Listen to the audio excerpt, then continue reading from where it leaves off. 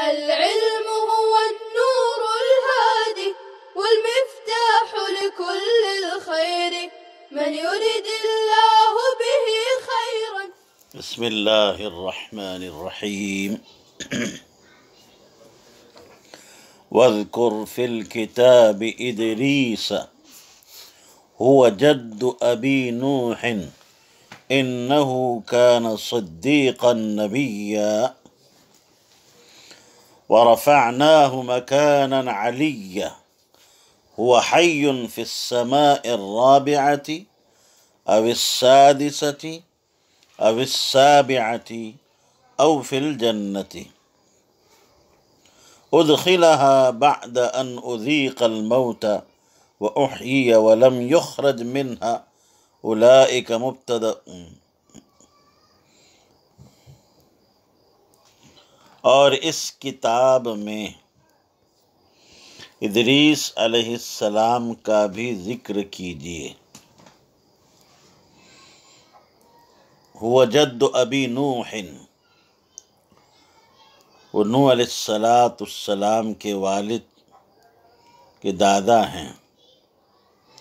انہ کان صدیقا نبیا، وہ بڑے راستی والے نبی تھے. وَرَفَعْنَاهُ مَكَانًا عَلِيًّا، اور ہم نے ان کو بلند رتبے تک پہنچا دیا.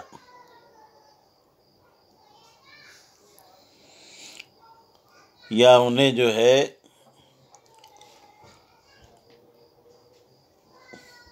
مکان علی یعنی بلند اونچی جگہ پر پہنچا دیا، اٹھا لیا. وحی فی السماء الرابعہ، وہ چوتھے یا چھٹے یا آسمان میں یا ساتویں آسمان میں یا پھر جنت میں زندہ ہیں. جنت میں انہیں داخل کیا جائے گا. بعد ان اذیق الموت، موت کا مزہ چکھا دیے جانے کے بعد. وہ احیی، اور زندہ کیے جانے. ولم یخرج منہا، اور وہاں سے نکالا نہیں جائے گا.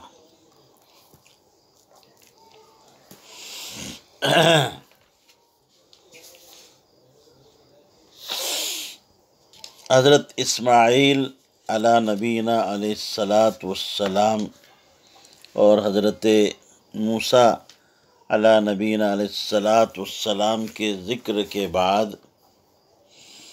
اب جو ہے حضرت ادریس علیہ السلام کا ذکر کیا جا رہا ہے.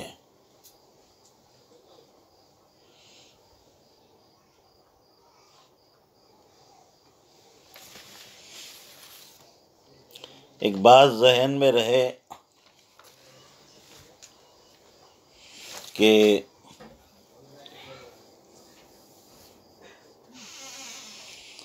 یہاں پر انبیاء کا جو تذکرہ ہو رہا ہے اس میں ان کی ترتیب ملحوظ نہیں ہے. اس لیے کہ حضرت ادریس علیہ السلام یہ تو حضرت نوح سے پہلے آئے ہیں.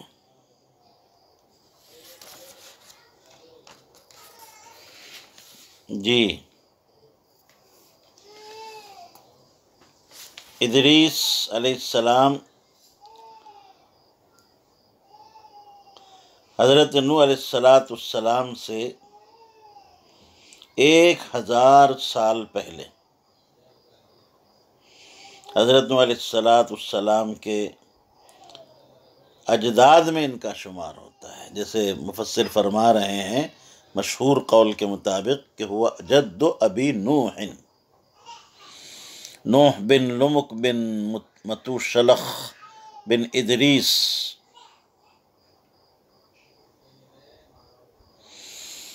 جی،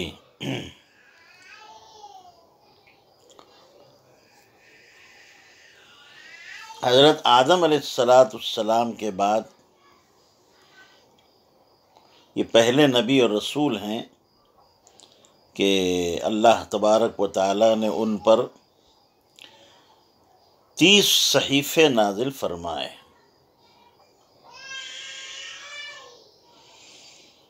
اور ادریس علیہ السلام سب سے پہلے انسان ہیں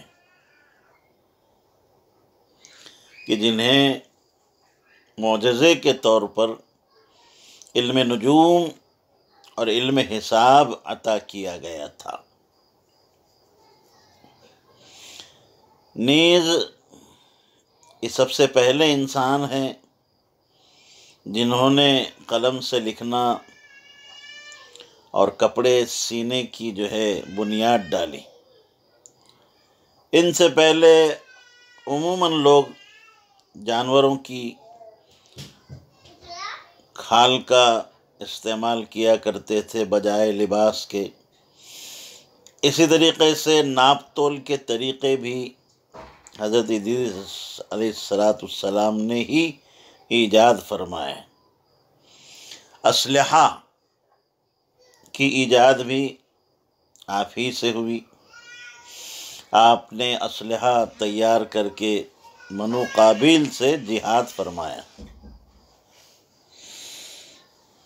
جی، انہو کان صدیقا نبیا، جیسے پہلے بھی بات آپ کے سامنے پیش کی جا چکی ہے کہ ہر نبی کے لیے صدق لازم ہے، ہر نبی صدیق ہوتا ہے، لیکن اس کا برعکس نہیں کہ ہر صدیق نبی ہونا کوئی ضروری نہیں، البتہ ہر نبی کے لیے صدیق ہونا ضروری ہے۔ حضرت ادریس علیہ السلام کا اصل نام اخنوخ یا اخنوخ، ادریس تو آپ کا لقب ہے، اور اس لقب کی وجہ یہ ذکر کی گئی ہے کہ آپ بکثرت کتابوں کو پڑھا کرتے تھے۔ حضرت ادریس علیہ السلام کے اللہ تبارک و تعالی نے اس جگہ پر 3 اوصاف ذکر فرمائے: صدیقیت ایک، دوسرا نبیًا سے نبوت، اور تیسرا وصف وَرَفَعْنَاهُ مَكَانًا عَلِيًّا، رفعت مکانت، صدیقیت، نبوت اور رفعت مکانت یا رفعت مکان، دونوں ہی یہاں مراد لیے گئے ہیں۔ آپ کے مفسر نے تو رفعت مکان کو مراد لیا ہے، اسی لیے وہ فرما رہے ہیں کہ وَرَفَعْنَاهُ مَكَانًا عَلِيًّا،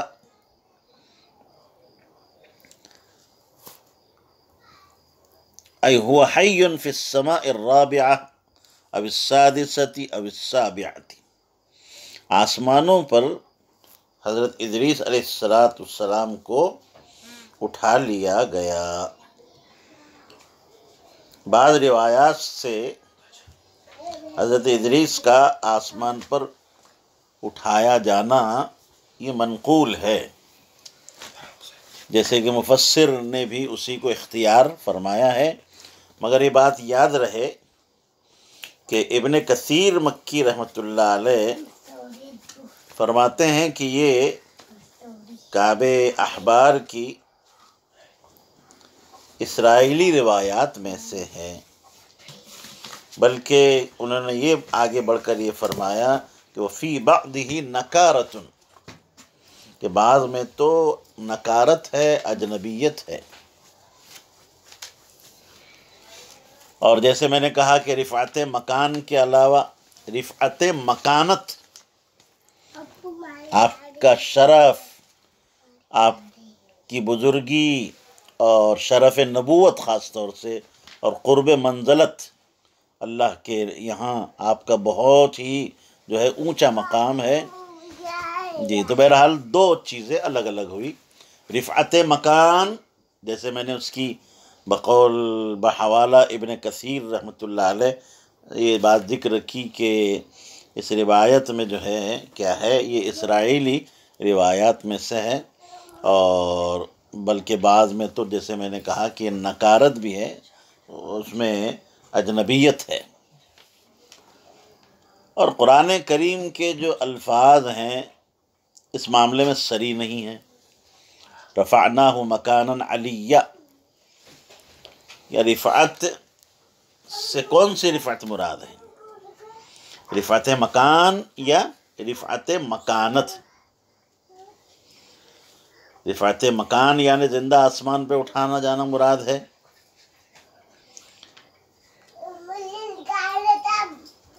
آپ کو معلوم ہونا چاہیے کہ حضرت ادریس علیہ السلام کا رفع الی السماء جو ہے یہ قطعی نہیں ہے، اور قرآن کی تفسیر بھی اس پر کوئی موقوف نہیں ہے، جیسے کہ حضرت تھانوی رحمۃ اللہ علیہ نے یہ بات بیان القرآن میں ذکر فرمائی ہے۔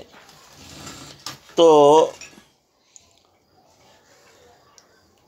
دو فریق ہو گئے مفسرین کے، بعض نے رفعت مکان کو مراد لیا ہے، اور بعض نے جو ہے وہ رفعت مکانت کو کیا کیا ہے، مراد لیا ہے۔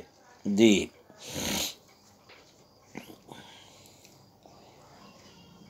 جیسے مفسر فرما رہے هو حی فی السماء الرابعہ او السادسہ او السابعہ او فی الجنہ۔ جی، صاحب روضۃ الاحباب فرماتے ہیں کہ یہ قول ضعیف ہے۔ اسی طریقے سے ابن جریر رحمۃ اللہ علیہ نے بھی بات کہی ہے کہ یہ جو ہے اس پر جو ہے انہوں نے بھی تنقید فرمائی ہے۔ بہرحال اولئک مبتدأ، اولئک اس میں اشارہ ہے، مبتدا ہے، اور اولئک کا مشار الیہ وہ تمام انبیاء کرام جن کا ما قبل میں تذکرہ ہوا ہے۔ الذین انعم اللہ علیہم صفۃ لہ، یہ اولئک جو ہے کہہ رہے ہیں کہ یہ الذین انعم اللہ علیہم یہ کیا ہے، صفت ہے۔ جی، من النبیین بیان لہم، من النبیین میں جو من ہے یہ موصول کا بیان ہے، بیان العام بالخاص، مطلب ہوگا اولئک المنعم علیہم الذین هم النبیون، تو من جو ہوا یہ بیان کے لیے ہوا۔ جی،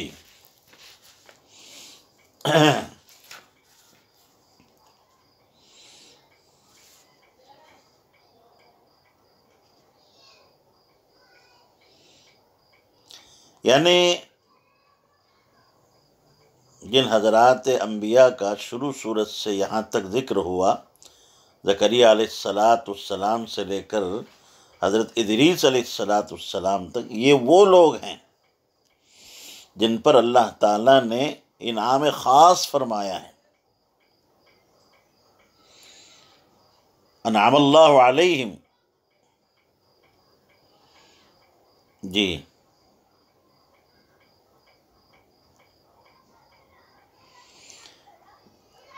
من جملہ دیگر انبیاء علیہم السلام کے۔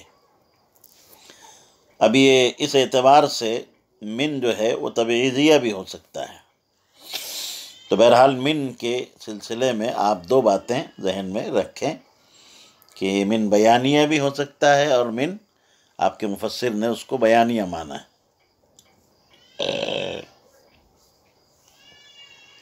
جی، وَهُوَ فِي مَعْنَى الصِّفَةِ وَمَا بَعْدَهُ إِلَى جُمْلَةِ الشَّرْطِ صِفَةٌ لِلنَّبِيِّينَ، یہ بھی صفت ہی کے معنی میں ہے، اور اس کے بعد کا جو بعد کی جو عبارت ہے جملے شرطیہ تک، صفۃ للنبیین، یہ نبیین کی کیا ہے، صفت ہے۔ جی،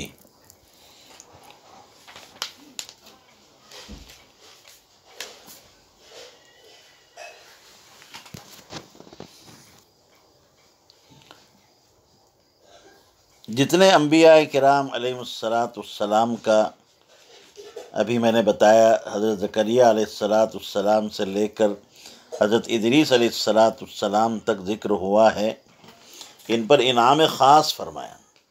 انعام خاص کیا؟ نبوت۔ آپ کو معلوم ہونا چاہیے کہ نبوت سے بڑھ کر کوئی نعمت نہیں ہو سکتی، اور یہ وصف جو ہے تمام جن کا ذکر ہوا ہے سب میں مشترک ہے۔ من ذریت آدم ای ادریس، آدم علیہ السلام کی اولاد میں سے، یعنی کون؟ ادریس علیہ السلام۔ وممن حملنا مع نوح فی السفینۃ ای ابراہیم ابن ابنہ سام،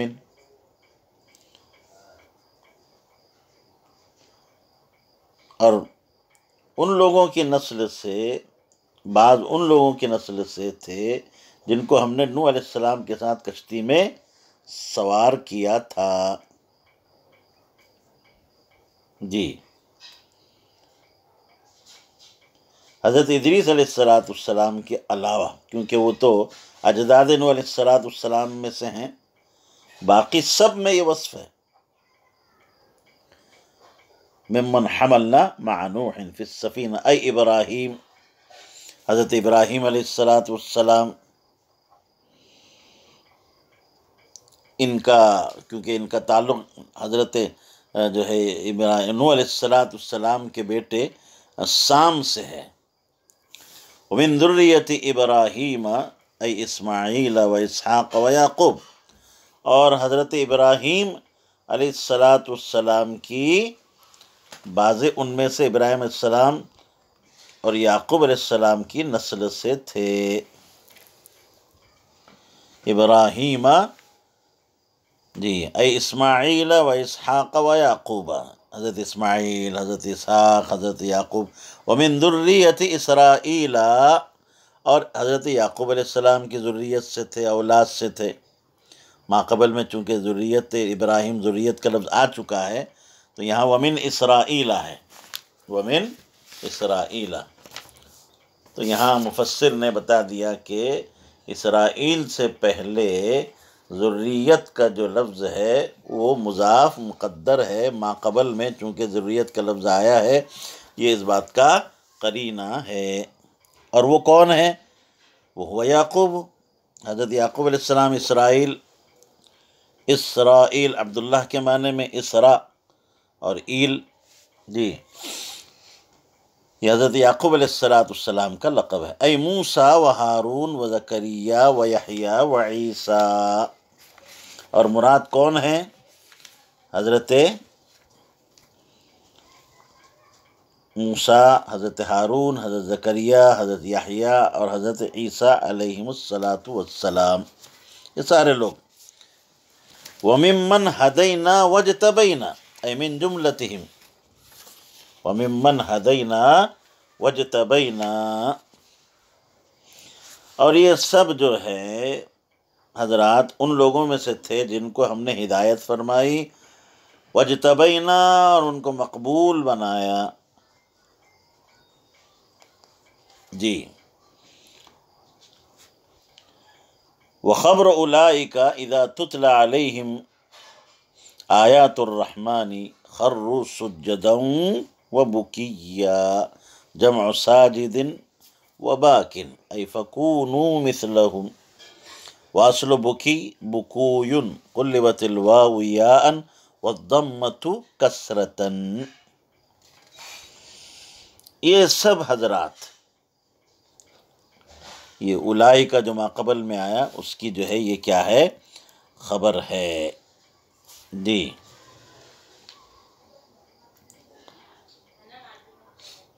جب ان کے سامنے حضرت رحمان کی آیتیں پڑھی جاتی تھیں تو وہ سجدہ کرتے ہوئے اور روتے ہوئے زمین پر گر جاتے تھے۔ خر یخر خرورا، گر جاتے تھے سجدہ کرتے ہوئے اور روتے ہوئے۔ جی تو دیکھیے اللہ تبارک و تعالیٰ نے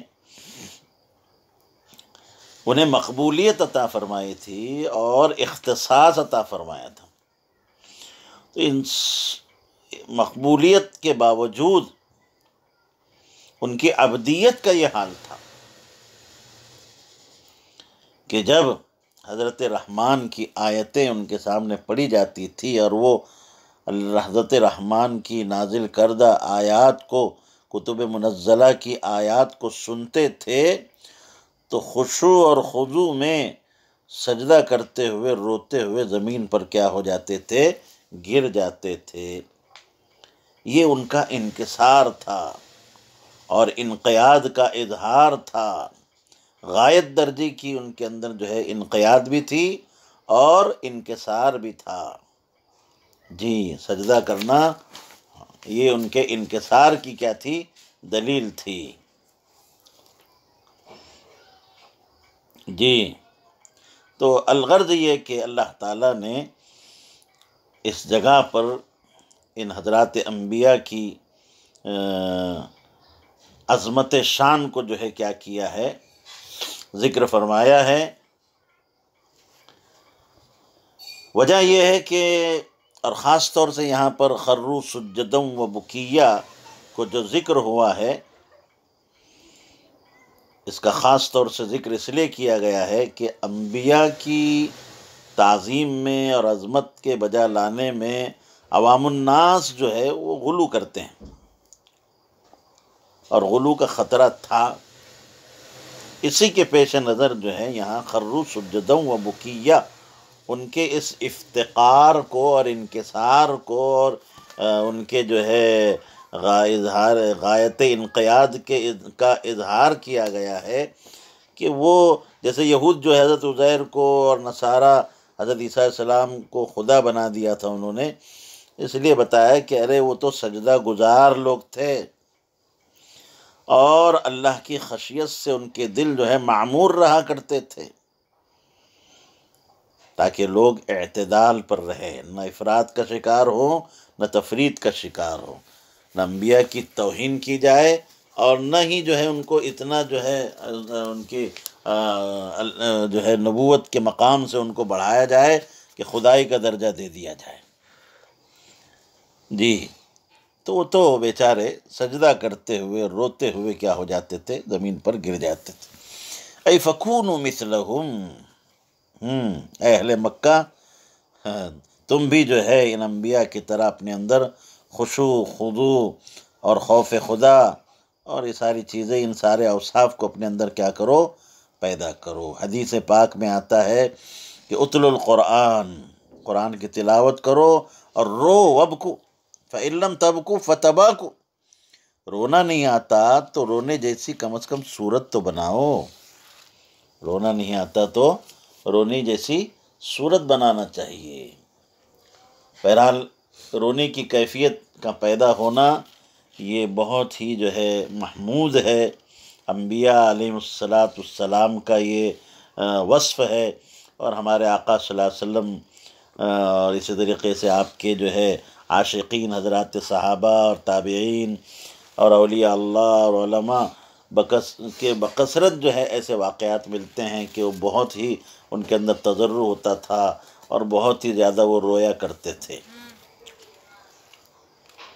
اسی لیے علامہ قرطبی رحمۃ اللہ علیہ نے ایک بات لکھی ہے کہ علماء نے اس بات کو مستحب قرار دیا ہے کہ جب قرآن کریم میں جو آیت سجدہ تلاوت کی جائے تو اس کے سجدے میں اس کے مناسب دعا کی جائے، اس کے مناسب دعا کی جائے۔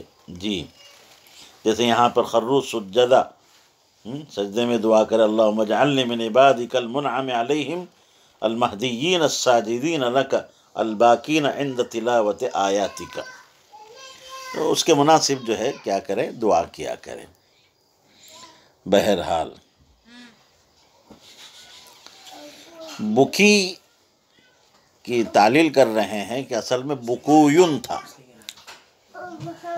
جی تو واو کو یا سے بدلا گیا واو ساکن ما قبل مضموم، جی واو کو یا سے بدلا گیا اور پھر اس کی مناسبت سے ضمہ کو کسرہ سے بدلا گیا، جی، اور پھر جو ہے یا کا یا میں ادغام کر دیا گیا۔ فخلف من بعدہم خلف اضاعوا الصلاۃ، پھر ان کے بعد، پھر ان مذکورین کے بعد، یہ انبیاء کرام کے بعد ایسے بعض ایسے ناخلف پیدا ہوئے کہ اضاعوا الصلاۃ، جنہوں نے نماز کو برباد کیا،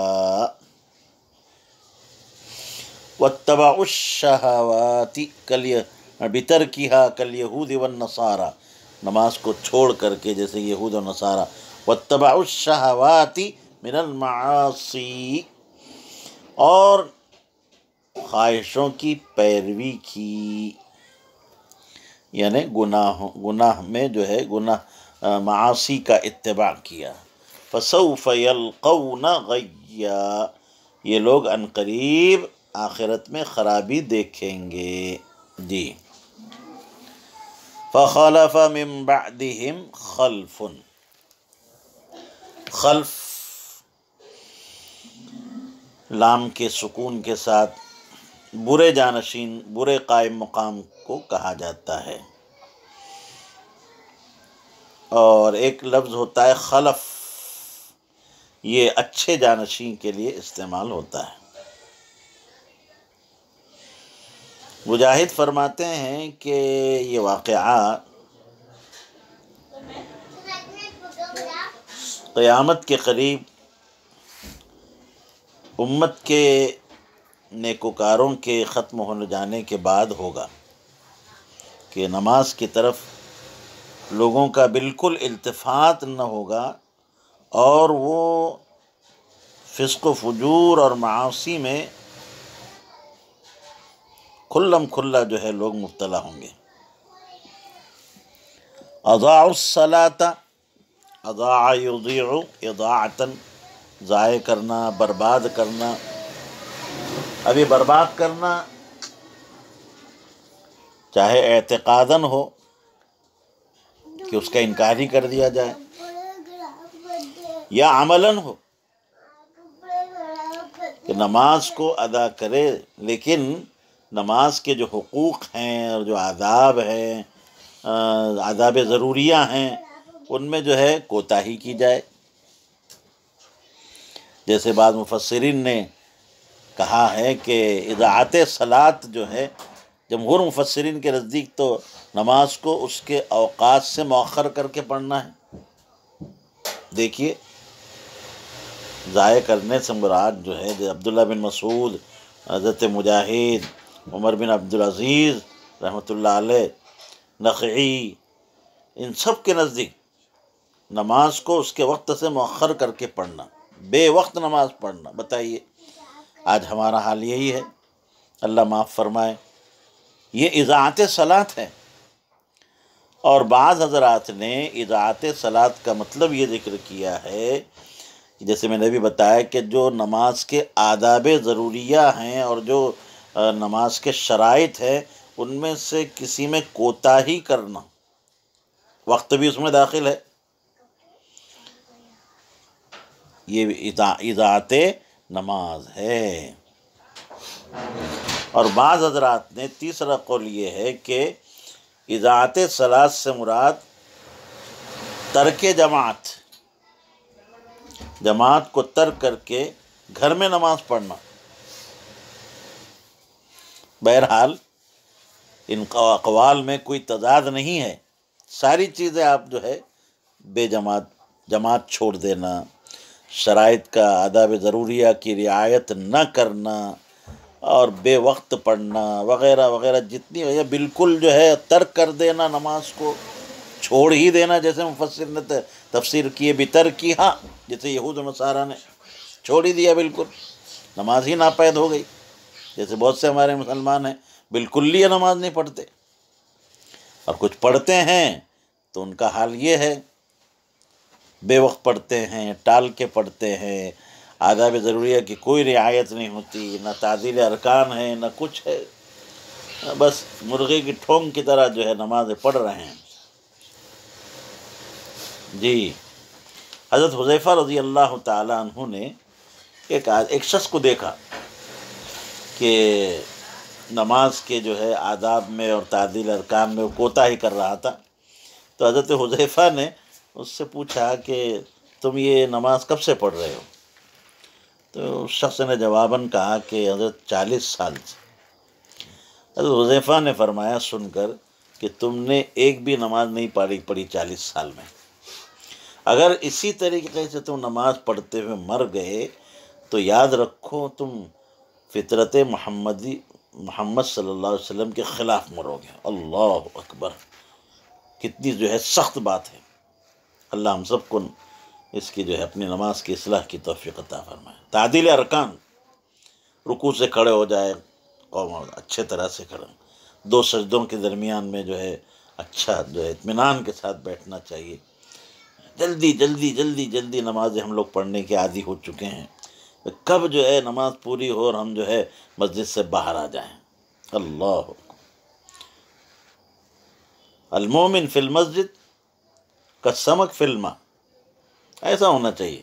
مچھلی کو جو ہے زندگی حیات پانی میں ہے اس کی، ہماری مسجد میں ایسا رہنا چاہیے۔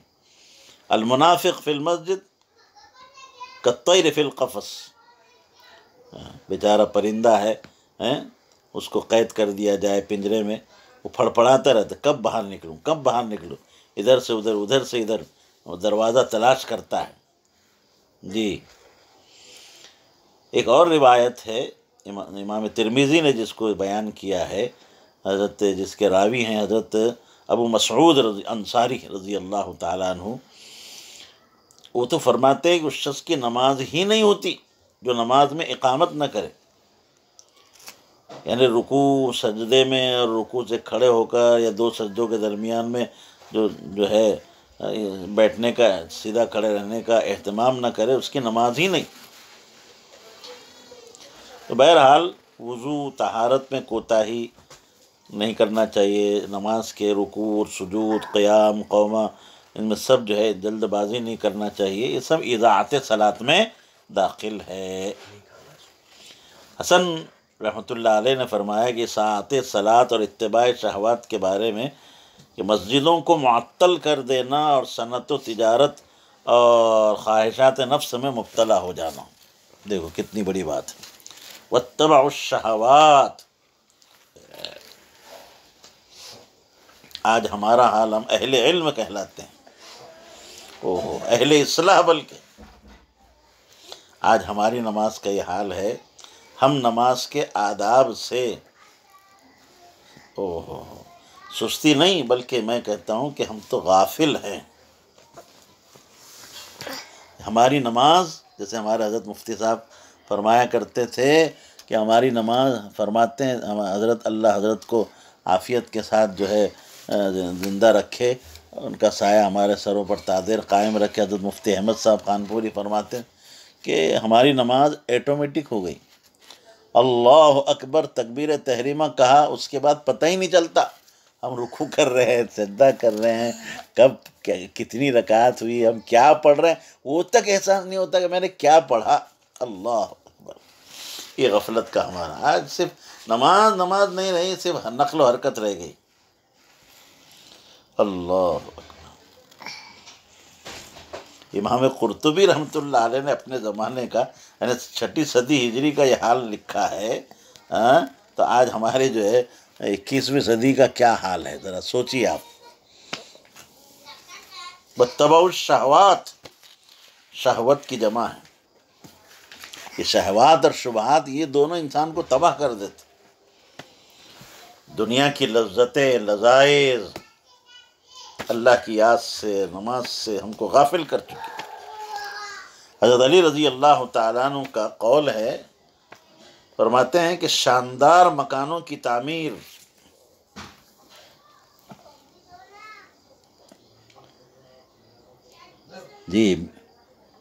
شاندار مکانوں کی تعمیر ایک چیز، اور دوسری چیز ہے ایسی جو ہے عمدہ سواریوں کی سواری جس پر لوگوں کی نظریں اٹھے، اور تیسری چیز ایسا لباس کہ عام لوگوں میں جو ہے ایک امتیازی شان نظر آئے، یہ شہوات میں داخل ہے۔ آج دیکھیے یہ مرض کتنا وبا کی طرح عام ہو چکا ہے۔ تو جی اچھے سے اچھا ہے، خوبصورت، اتنا اچھا ہے۔ ابھی اچھا لباس پہننا فی نفسی برا نہیں ہے، لیکن اپنی ایک امتیازی شان قائم کرنا، اور اسی طریقے سے سواری، وہ بھی ایک سے بہترین، اعلیٰ سے اعلیٰ قسم، تاکہ دیگر لوگوں کی جو ہے سواریوں میں میری سواری ممتاز نظر آئے، فخر کے تو تفاخر۔ اور گھر بھی جو ہے ایسا کہ جو ہے کسی کا نہ ہو۔ آج یہ جذبات لوگوں میں ہیں، یہ سب اس میں داخل ہیں۔ فَسَوْفَ يَلْقَوْنَ غَيًّا، غی زبان عربی میں رشاد کے بالمقابل اس کا استعمال ہوتا ہے۔ ہر خیر یہ رشاد ہے، اور ہر شر جو ہے یہ غی ہے۔ حضرت عبداللہ بن مسعود رضی اللہ تعالیٰ عنہ سے منقول ہے کہ غی جہنم کے غار کا نام ہے، اور یہ ایسا غار ہے سارے جہنم سے زیادہ طرح طرح کے عذاب اس میں جمع ہیں۔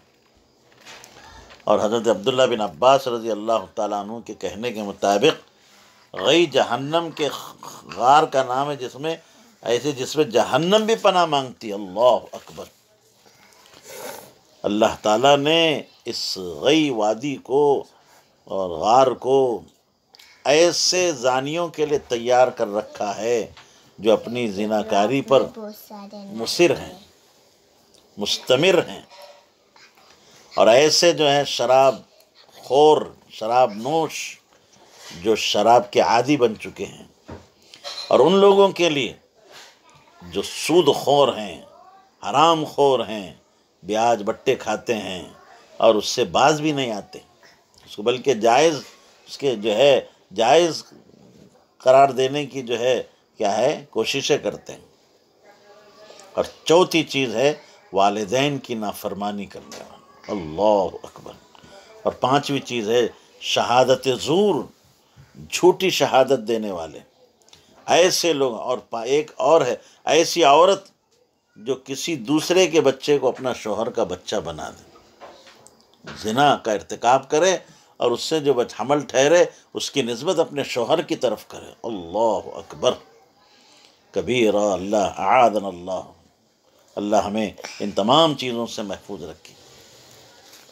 فَسَوْفَ يَلْقَوْنَ غَيًّا،